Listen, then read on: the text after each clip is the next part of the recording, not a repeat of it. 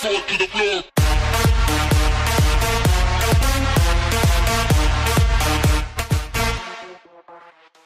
Hello everybody, what is up? My name is Killsteam. We are back with another new Call of Duty World War II video for you guys today. And in today's video, I'm going to go over a couple of things that I wanted to go over, some new information, some things that's been happening throughout World War II of the launch, and it's still happening now, which is ridiculous.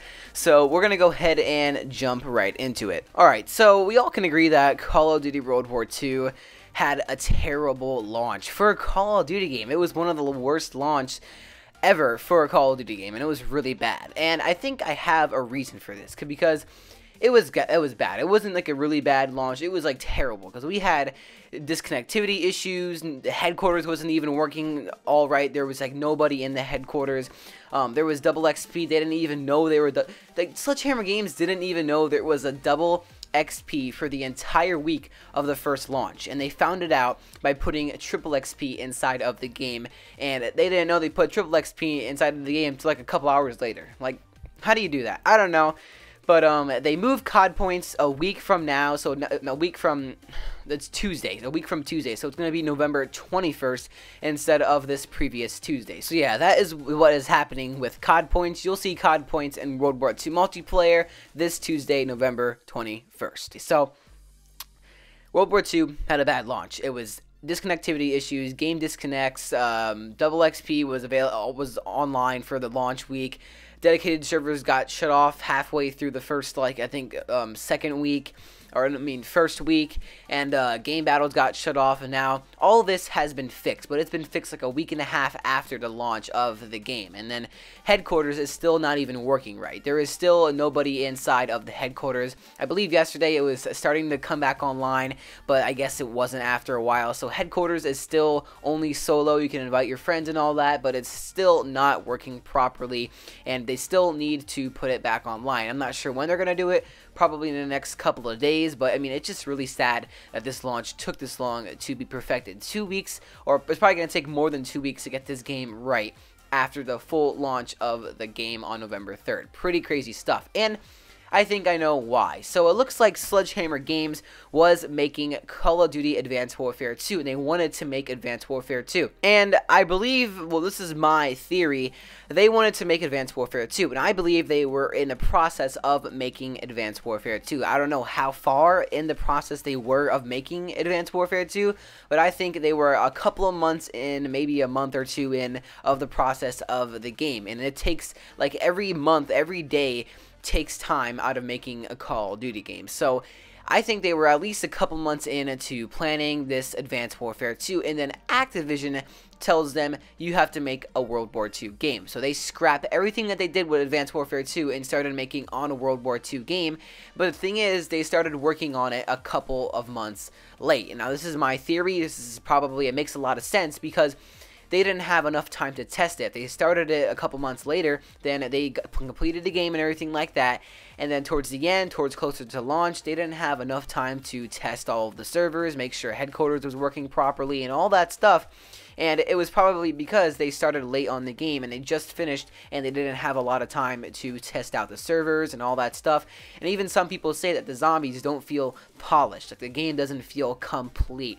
And yeah, the menus could be a lot better than they are now. That's another thing why the game doesn't feel really complete. But I do believe that all these launch issues are from that Sledgehammer Games started to make Advanced Warfare, but then they had to scrap all of it, and then they started World War II a little bit later than they were supposed to. So that's why they probably didn't get time to test everything, and it wasn't really a good launch. So that's why it took 2 or more weeks after the launch of World War II to make the servers work properly, make headquarters work properly, and I hope it does get fixed. I hope everything is working properly in the next, like, less than a week. I really do hope it's going to be less than a week till everything is fixed in World War II.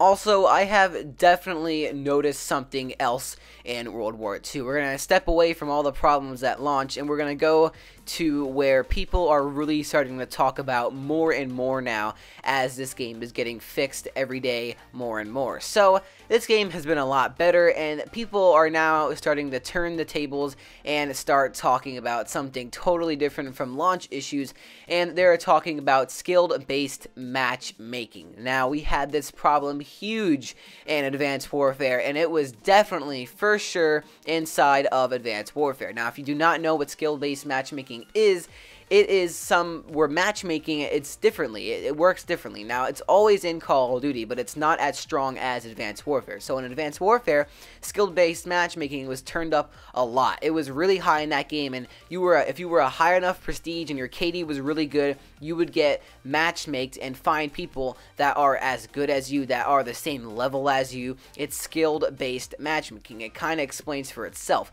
And I think, and people think also, that they are definitely, for sure, noticing this skill-based matchmaking a little bit higher than normal Call of Duties inside of World War II. Because I have definitely seen an increase in people being a lot more sweaty or a lot more competitive in my matches in World War II multiplayer. And because I was playing Modern Warfare Remastered throughout all last year, and I had like a 1.50 KD, and throughout Black Ops 3 I had a 1.60, Infinite Warfare 1.60, and now Call of Duty World War II I have a 1.38. I dropped so much, and why? I think it is definitely because the matches are a lot more sweatier, there is a lot more competitive stuff inside of this game. I feel like every match I hop into, I get more mad than usual. I get mad a lot in Call of Duty, but that's the joy of Call of Duty. You get mad, but you still have a good time. I mean, in World War II, I get a little bit more mad than usual. I'm getting killed by these people that are trying so hard, drop-shotting, jump-shotting, really sweating their butts off, and I think it's definitely because that skill-based matchmaking is definitely turned up a little bit more than the normal Call of Duty and World War II multiplayer. Now, there is no way I can prove it, but I tried the best evidence I can. I mean, there's no evidence until Sledgehammer Games comes out and says it, that it's definitely a lot higher than other Call of Duties, and I don't even think they even confirmed it in Advanced Warfare. They barely even talked about it, and I'm not sure if they're going to say anything for this game as well. But yeah, that is it for today's video, guys. If you notice an increase in sweatiness or competitiveness inside of your World War II casual multiplayer matches, comment down below, and I'll be seeing you guys in the next video. Hit the like button, comment, and subscribe. Peace out, everybody.